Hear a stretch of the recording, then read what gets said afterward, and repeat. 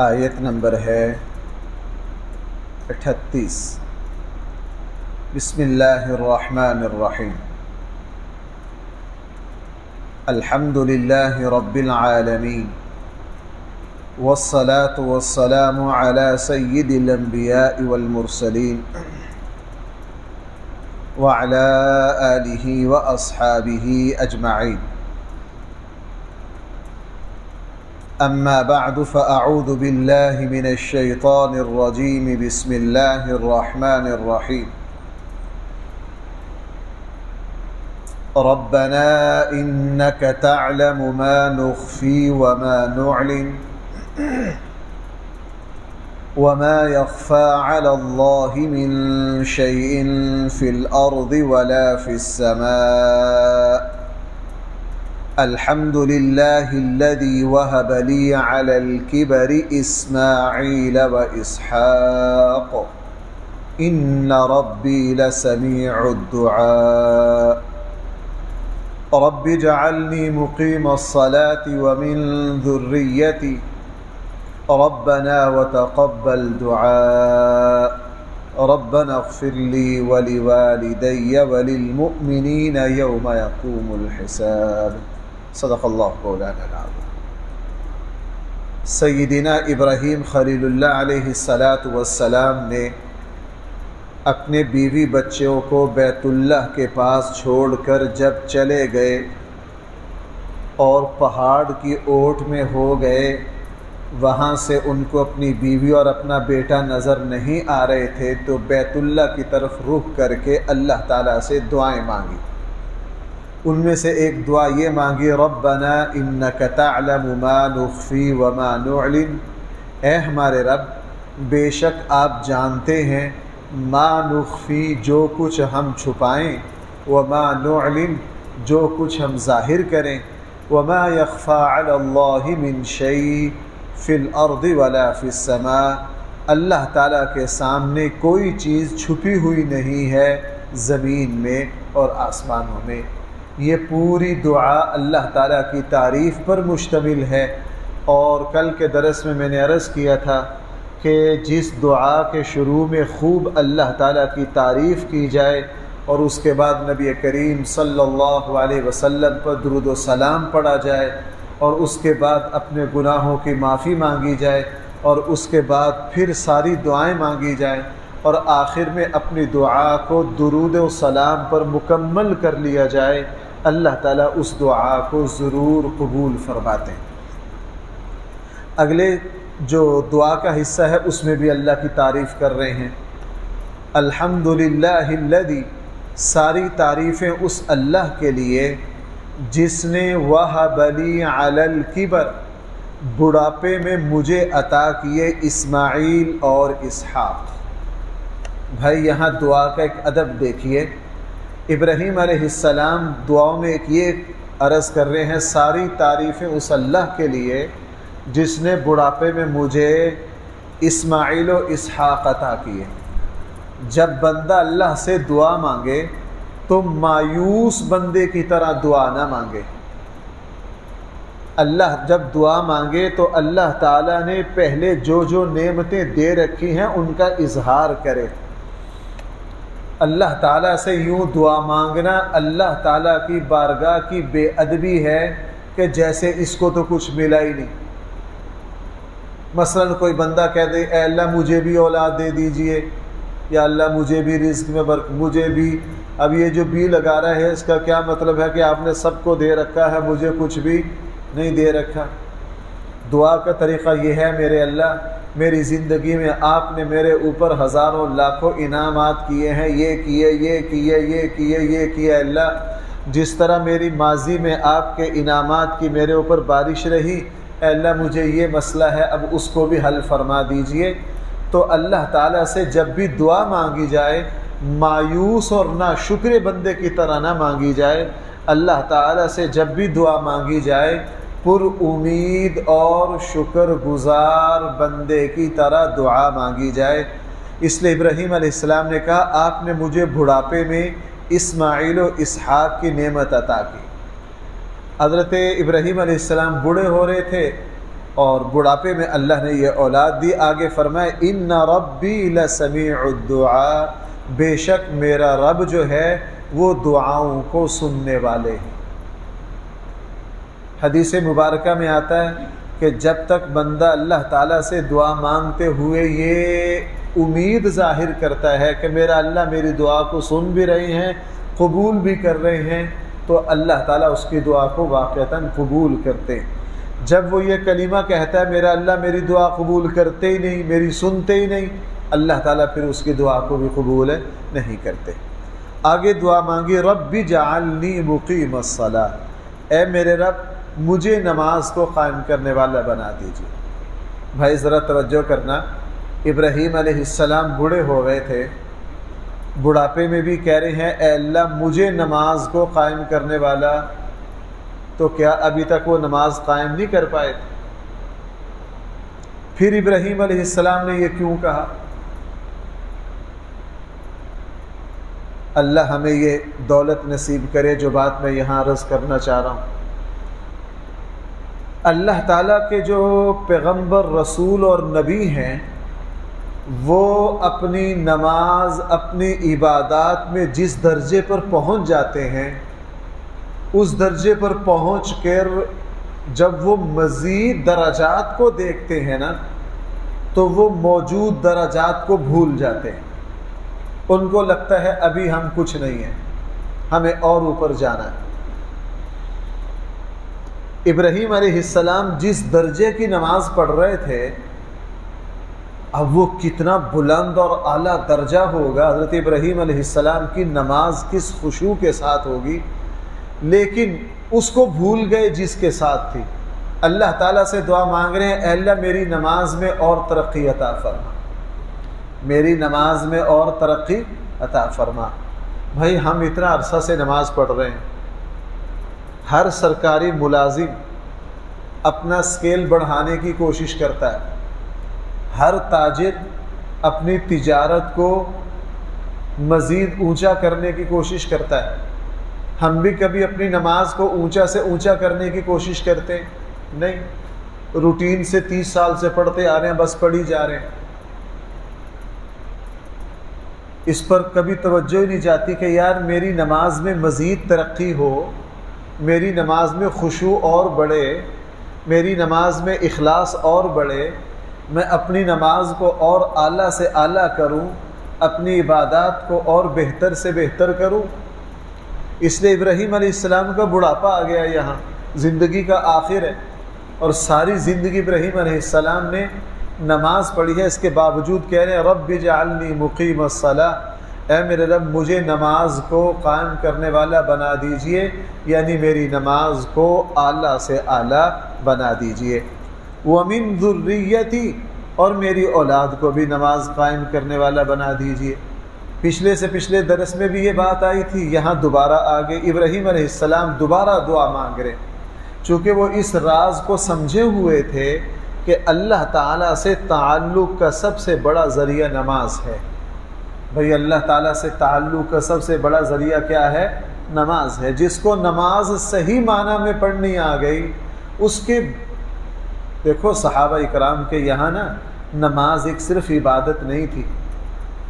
میں نے بارہا آپ سے عرض کیا ہے، حدیث مبارکہ میں ہے وہ اپنی پوری دین کی زندگی کی درستگی کو وابستہ سمجھتے تھے نماز میں۔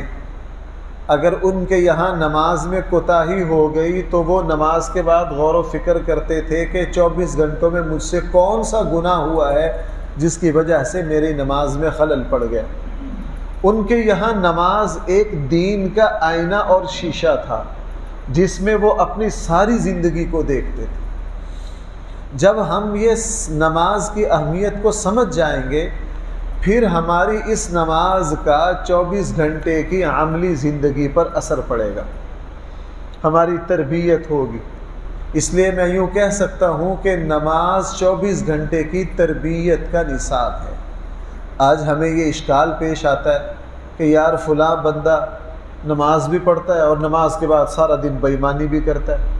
اس نے نماز کو نہیں سمجھا، اس نے نماز کو نہیں سمجھا۔ جو آدمی نماز بھی پڑھ رہا ہے اور نماز پڑھنے کے بعد بے ایمانی، فراڈ، ہر طرح کا گناہ بھی کر رہا ہے، اس کی نماز ہرگز نماز نہیں ہے۔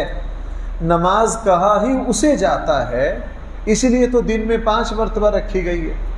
اس لیے تو بھائی نماز کتنی مرتبہ رکھی گئی ہے؟ 5 مرتبہ رکھی گئی ہے۔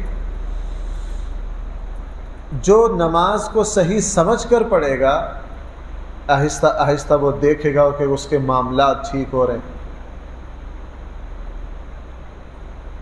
جو نماز صحیح طریقے سے پڑھے گا، آہستہ آہستہ اس کو سمجھ آئے گا کہ میں جو زبان سے گالی دیتا ہوں مجھے گالی نہیں دینی۔ جو نماز صحیح طریقے سے پڑھے گا، نماز اس کو یہ سبق سکھائے گی کہ میں جو دن میں بے ایمانی کرتا ہوں اس کی ہرگز گنجائش نہیں ہے، ہرگز گنجائش۔ اس لیے قرآن کریم نے نماز پر اتنا زور دیا۔ ابراہیم علیہ السلام دوبارہ دعا مانگ رہے ہیں، ربنا وتقبل دعا، اے میرے رب میری دعا کو قبول کر لیجئے۔ اس کے بعد اگلی دعا مانگی، ربنا اغفر لی، اے میرے رب میرے ماں باپ، اے اللہ میری مغفرت کر دیجئے۔ انبیاء علیہ السلام بھی اللہ سے مغفرت مانگ رہے ہیں۔ مغفرت میں سارا کچھ آ گیا۔ 2 کلمے ایسے ہیں دعا میں جو ساری دعاؤں کو اپنے اندر سمیٹ لیتے ہیں، ایک مغفرت، دوسری عافیت۔ بھائی ایک مغفرت، دوسری عافیت۔ جس نے دعا میں یہ کہا ہے اللہ میری مغفرت کر دے اور مجھے عافیت دے دے، اس نے اللہ تعالیٰ سے سب کچھ مانگ لیا۔ اس لیے جامع ترین دعا ہے، اس کو یاد کر لیجئے بھائی، اور اس کو ہر وقت مانگا کریں، اس کو ہر وقت مانگا کریں۔ اللہم انی اسألک العفو والعافیہ فی دینی و دنیایا و اہلی و مالی۔ اللہم انی اسألک العفو والعافیہ فی دینی و دنیایا و اہلی و مالی۔ اے اللہ انی اسألک العفو، میں آپ سے معافی چاہتا ہوں، دین، دنیا، اپنے مال، اپنی اولاد کے اعتبار سے، والعافیہ، اور اے اللہ میں آپ سے خیریت مانگتا ہوں، اپنے دین کے اعتبار سے، اپنی دنیا کے اعتبار سے، اپنے اہل و عیال کے اعتبار سے، اپنے مال کے اعتبار سے۔ یہ رسول اللہ صلی اللہ علیہ وسلم کی جامع ترین دعا ہے۔ اس لیے ابراہیم علیہ السلام نے یہ دعا مانگی، ربنا اغفر لی، اے اللہ میری مغفرت کر دیجئے، ولی والدیہ، اور میرے ماں باپ کی بھی مغفرت کر دیجئے۔ ابراہیم علیہ السلام کے والدین جو تھے وہ کافر تھے۔ بطور خاص والد کے بارے میں، والدہ کی تصریح نہیں ہے، والد کے بارے میں ابراہیم علیہ السلام نے وعدہ کیا تھا اپنے والد سے کہ میں آپ کے لیے مغفرت کی دعا کروں گا، اور زندگی میں مغفرت کی دعا ایمان کی توفیق ہے۔ اس لیے ابراہیم علیہ السلام کے والد جب تک زندہ رہے، ابراہیم علیہ السلام نے جتنی مغفرت کی دعائیں مانگی ان کا مطلب تھا کہ میرے والد کو بھائی کیا دے دیجئے، ہدایت دے دیجئے۔ جب ان کے والد دنیا سے رخصت ہو گئے، کفر پر مر گئے اور شرک کی حالت میں ہی مر گئے، تو پھر ابراہیم علیہ السلام نے دعا کرنا چھوڑ دی۔ اس کا ذکر جو ہے سورہ توبہ میں ہے۔ آگے فرمایا وللمؤمنین، اے ہمارے رب ایمان والوں کی بھی مغفرت فرما دیجئے۔ یہ بات میں نے دعا میں جب بھی میرا کوئی موضوع ہوتا ہے تو میں یہ بات وہاں آپ سے عرض کرتا ہوں کہ ابراہیم علیہ السلام صرف اپنے لیے نہیں دعا مانگ رہے، صرف اپنے خاندان کے لیے نہیں، عام مومنین کے لیے بھی بھائی کیا مانگ رہے ہیں، دعا مانگ رہے ہیں۔ کیوں؟ ایک تو دوسروں کا بھی حق ہے، اور دوسرا جو مسلمان دوسروں کے لیے جتنی دعا مانگتا ہے اس کے اپنے لیے بھی اور دوسروں کے لیے بھی وہ دعا قبول ہوتی ہے۔ ابراہیم علیہ السلام، اسی لیے یہ جو دعائیں ہیں بھائی ہم نماز میں مانگتے ہیں یا نہیں؟ نماز درود شریف کے بعد یہ جامع ترین دعائیں ہیں قرآن کی، ابراہیم علیہ السلام کی، ہم ان کو مانگتے ہیں۔ اس کے علاوہ بھی دعائیں مانگتے ہیں اور مانگنی چاہیے۔ حدیث میں کئی دعائیں ہیں، فرضوں میں تو وہ دعائیں مانگی، جب نفل پڑھ رہے ہوں، بھائی میری بات سننا ذرا، جب ہم نفل پڑھ رہے ہوں کوشش کریں کہ اس وقت التحیات کے آخر میں ہمیں قرآن و سنت کی جتنی دعائیں آتی ہیں وہ ساری مانگیں، وہ ساری مانگیں۔ مثلا ہم نے تہجد کی نماز پڑھی ہے، درود و سلام پڑھنے کے بعد یہ دعا، دونوں دعائیں مانگ لی۔ اس کے علاوہ ہمیں اللہم انی ظلمت نفسی ظلما کثیرا فإنہ لا یغفر الذنوب الا انت فاغفر لی مغفرۃ من عندک وارحمنی انک انت الغفور الرحیم مانگ لی۔ ربنا آتنا فی الدنیا حسنہ آتی ہے، وہ بھی مانگ لی۔ بس مانگنی قرآن و سنت کی ہیں۔ ربنا ان ظلمنا انفسنا جتنی آتی ہیں ساری دعائیں مانگنی چاہیے۔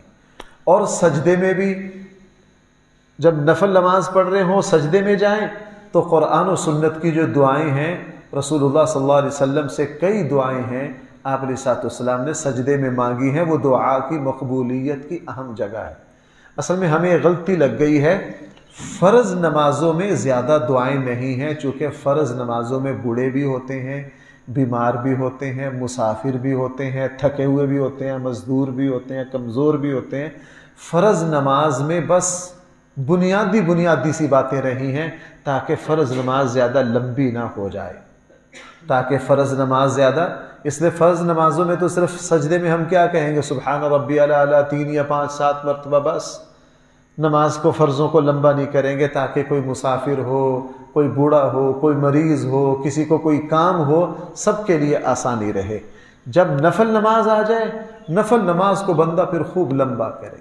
حضرت حسن رضی اللہ عنہ نے ایک شخص کو دیکھا کہ وہ تہجد پڑھ رہا تھا، اس نے مختصر سی اتحیات کے بعد سلام پھیر دی۔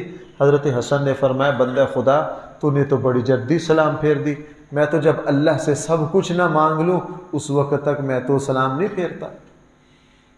اسی لیے نماز جنازہ میں بھی ہمیں اس کا اہتمام کرنا چاہیے، دعائیں خوب مانگنی چاہیے۔ میں نماز جنازہ میں صرف ایک دعا نہیں مانگتا، جو 8-10 دعائیں ہیں وہ ساری مانگ لیتا ہوں، اور ہمیں بھی مانگ لینی چاہیے۔ اگر کسی کو اللہم اغفر لحینا و میتنا یہ دعا نہیں آتی تو یہ جو دعا ہے ربنا اغفر لی ولوالدی وللمؤمنین یوم یقوم الحساب، یہ دعا بھی بڑی جامع ہے، یہ دعا مانگ لینی چاہیے۔ اب ابراہیم علیہ السلام نے یہ دعائیں مانگی، سب کے لیے مانگی، اور بھائی یہ تو ہم پر حق ہے دوسروں کا کہ ہم دوسروں کے لیے دعا مانگیں، ہم دوسروں کے لیے کیا کریں، دعا مانگیں۔ تو ابراہیم علیہ السلام کی یہ جامع ترین دعائیں تھیں جو قرآن کریم نے میرے اور آپ کے سامنے رکھی۔ قرآن کریم میرے اور آپ کے سامنے ان دعاؤں کو صرف اس لیے رکھ رہا ہے تاکہ ہم اللہ تعالیٰ سے یہ دعائیں مانگیں۔ اور بھائیو سچ یہ ہے، اگر ہم اللہ تعالیٰ سے دعا مانگنے کے عادی ہو جائیں تو ہماری کوئی مشکل نہ رہے۔ میں حیران ہوں بھائیو، رسول اللہ صلی اللہ علیہ وسلم کی دعا میں آپ علیہ السلام کو کسی چیز کی کمی تھی؟ کیوں بھائی؟ جس ہستی کی سفارش پر جنت ملے گی، یار میں حیران ہوتا ہوں، جس ہستی کی سفارش پر کیا ملے گی؟ جنت ملے گی۔ جس ہستی کا یہ مقام ہے کہ میدان محشر میں ان کے حوض کوثر سے جو جام پی لے گا، پانی پی لے گا، تو اگر میدان محشر کا دن 1000 سال کا ہے، 1000 سال تک اس کو پیاس نہیں لگے گی۔ لیکن اس کے باوجود رسول اللہ صلی اللہ علیہ وسلم 24 گھنٹے میں موقع با موقع کی جو دعائیں ہیں نا، وہ تقریباً 200-250 ہیں۔ بھائی وہ کتنی ہیں؟ صبح کی، شام کی، مسجد میں آنے کی، جانے کی، گھر سے نکلنے کی، سونے کی، جاگنے کی، کھانے سے پہلے کی، بعد کی، لباس تبدیل کرنے کی، لباس اتارنے کی، اور وضو کے شروع کی، درمیان کی، آخر کی، گھر میں داخل ہو رہے ہیں اس کی، جوتا پہن، ہر چیز کی دعا ہے۔ یعنی 24 گھنٹے میں رسول اللہ صلی اللہ علیہ وسلم 200-250 دعائیں تو وہ مانگتے تھے۔ اور اس کے علاوہ نبی کریم صلی اللہ علیہ وسلم اللہ تعالیٰ سے جب ہاتھ اٹھا کے دعا مانگتے تو حضرت عائشہ فرماتی ہیں اتنی لمبی دعا مانگتے رہتے، اتنا کچھ مانگتے اللہ تعالیٰ سے، بعض دفعہ ساری رات لگا دیتے اللہ تعالیٰ سے مانگنے۔ اور رسول اللہ صلی اللہ علیہ وسلم کی جو حج کی تفصیلات ہیں آپ ان کو پڑھ کے دیکھیے، میدان عرفات میں رسول اللہ صلی اللہ علیہ وسلم کیا کچھ مانگ رہے ہیں، مزدلفہ کی رات میں تو اتنی دعائیں مانگی، حج میں اللہ کے نبی ہر موقع پر دعا، جہاں رکتے دعا، اللہ سے دعا، طواف کے اندر دعا، صفا مروہ کی سعی کے اندر دعا، دعا عجیب عبادت ہے، ویسے نہیں فرما دیا گیا الدعاء مخ العبادہ، دعا جو ہے وہ ساری کی ساری عبادتوں کا بھائی کیا ہے، مغز ہے۔ اس لیے قرآن کریم نے نبیوں کی دعائیں ہمارے سامنے بہت رکھی، اس لیے بھائیو دعا خوب مانگنا، زیادہ سے زیادہ مانگنا، کوئی مشکل نہ ہو پھر بھی مانگنا، مشکل ہو پھر بھی مانگنا، اور بڑی لجاجت سے دعا مانگنا، گڑ گڑا کے اللہ تعالیٰ سے دعا مانگنا، اتنی دعا مانگنا کہ جب تک بندہ دعا نہ مانگ لے بندے کو عبادت کی لذت نہ آئے۔